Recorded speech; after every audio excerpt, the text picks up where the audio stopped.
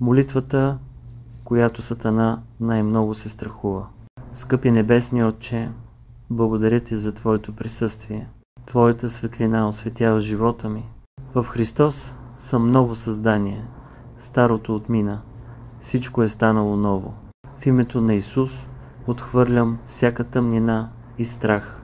Сатана няма власт да разстройва моите мисли, моето семейство и моето бъдеще, защото аз принадлежа на Бога. Твоята свещена кръв ме покрива. Твоята мир изпълва сърцето ми. Аз съм благословен от Теб. Всичко, което правя, е успешно. Моето семейство е защитено от Теб. Моят път е изпълнен с надежда. Тялото ми е силно, а душата ми сияе като утринната зора.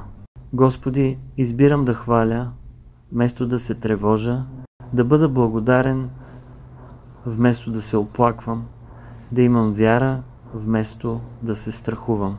Боже, моля Те, дай ми смелост да споделя тази молитва поне с един човек. В името на Исус Христос. Амин. Въведи, Бог е велик, за да победиш Сатана